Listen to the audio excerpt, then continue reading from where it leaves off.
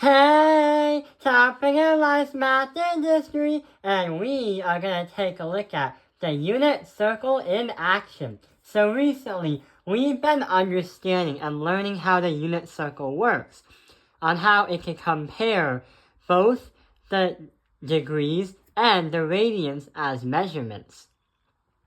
If there was a time you needed to convert, you learned about how you can go from degrees to radians and vice versa, back from radians to degrees. But in this math video, we're gonna dig deeper of how we can use the unit circle than just trying to convert from degrees and radians and back. So right over here is an activity that we're gonna do, and there are 3 triangles. What we're gonna do is learn how these triangles, when you put them onto the unit circle, which is marked here, here, and here, but also don't forget to reference this one right over here, we're going to understand how we can put the triangles on them and see how we can identify each side of the triangle and their relationship. So let's get started. What we have to do here is we're going to put all these triangles up to their angle and see where they land and what they look like. So notice how we have a number 1 right on top of the hypotenuse of this right triangle. The question is, why do we put a number 1 here, a number 1 there, a number 1 right there? Well, the thing is, mathematicians got a bit funny today. Also, it makes a lot of sense because aren't we playing with the unit circle? And usually when we play around with units on this chart, we usually try to find what the single digit is or the single unit of measurement. Because if we know what that is, then we know how to do more complex mathematics and more complex work. So that's why to understand the unit circle and how you can use triangles and geometry on it than just converting degrees and radians, we put a number 1 on each of the triangles to help us learn and understand. So, right over here is a 30, 60, 90 triangle. Going back from the rules from geometry a few years ago, if you remember what a 30, 60, 90 triangle is, it's in the configuration of 30, 60, 90 degrees that add up to 180. But this kind of triangle, the sides, allows you to cheat in mathematics and give away the final answers of each side. From the opposite of the 30 is going to be 1/2 of the hypotenuse. So we're just literally going to write 1/2. And 60 is in between 1/2 and 1. But it's going to be radical 3 divided by 2. But why? Because when you do the opposite of 60, we usually try to put it in like x radical 3. But right over here, since we're playing around trigonometry, an advanced version of geometry, we use it as a radical to help us out. Then we divide by 2. Right over here is another right triangle, but it's a different kind. This is a 45, 45, 90 degree triangle, or with angles. These two are going to be the same. So what can we say about these triangles? Yeah, we are going to say, usually in a math problem in algebra, you have x radical 2 when you play around with these kind of triangles, but in reality it's going to be radical 2 divided by 2. The reason why you have the divides by 2 is because if you struggle to find each part of the side length of a triangle in trigonometry, it's best to use the Pythagorean theorem, because if you know how to do that, then you don't have to memorize. But I'm just putting the numbers right here because we really need to get to the actual math arithmetic part, because the Pythagorean theorem is actually a requirement to understand so you can advance and thrive in the pre-calculus units. So right over here is another 30, 60, 90 triangle. And of course, even though it looks like the triangle is on its side, it's pretty much the exact same idea, the same type. So here's 1/2, and here is radical 3 divide by 2. So now, since we know like what triangle is what and what they look like, what we are going to do now is try to put them on this unit circle right here. We put 30 degrees on the unit circle right here on this standard position. So right over here is 0 degrees, aka 2 pi or 360. If you start on the standard position line and rise to make it look like it's a 30, 60, 90 triangle, the 30 degrees is going to be right over here. And for a reference, we are going to place a dot right over here. We can also do that with the reflexive angles to make even more triangles that have a reference angle of 30 degrees. So these are the reference angles that touch the x-axis. But right here is the point we want to really care about, because in the next part of the video, we're going to surprise you with something else. Something that may seem harder, but actually easier to do than it actually is. So right over here, we have 45 degrees. We can start here and say, here is 45 degrees. Make a triangle, boom. Another 45 degrees, make a triangle, boom. Something like a butterfly. A cute little butterfly. Hey, it really does look like a butterfly. And we're trying to find the point right over here. Right over here is another 30, 60, 90 another 30, 60, 90 triangle. But 60 degrees on the theta, or the degrees that we're trying to measure. But what we're going to do is we're going to make it actually look like it's 60 degrees. Note, my drawings are not actually to scale, so don't go crazy if they're not exactly 60 degrees if you use a protractor, which I don't think a lot of you viewers would actually do, because it's hard to do a handwritten angle and an exact measurement of that actual measurement when doing math. So right over here is 60, 60, 60, 60. And we are going to write and put a point right here.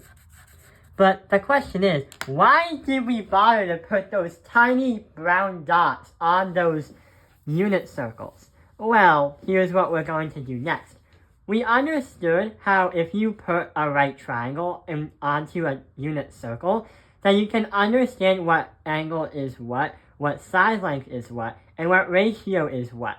But did you ever notice what point the hypotenuse merges onto the circle where it both touches? Did you ever notice? Well, here's what we're going to do in the next part of the video. So what we're actually going to do is, you see this, we are going to look at all the different angles that we measured from the unit circle. We're going to try to find the cosine line of each of the triangle. Then we're going to try to understand what point there is. The reason why that we made a tiny dot on each of these unit circles is because those tiny dots are actually the coordinate that is the point of where the hypotenuse and the circle meet. So, right over here on each of the triangles, we got ourselves prepared by actually finding each of the angles. I actually made a little line to help us understand what angle we're looking at. So here's what happens. The cosine of 30 degrees is going to be which triangle is reflected and explains 30 degrees as the theta.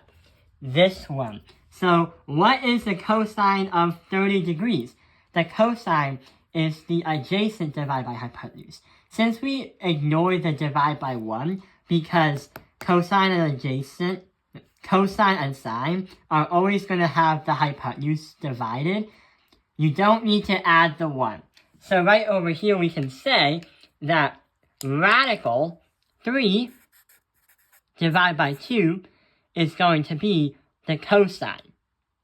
If you do the cosine of 60 degrees, here's the 60, and you get 1/2. So 1/2 goes right over here.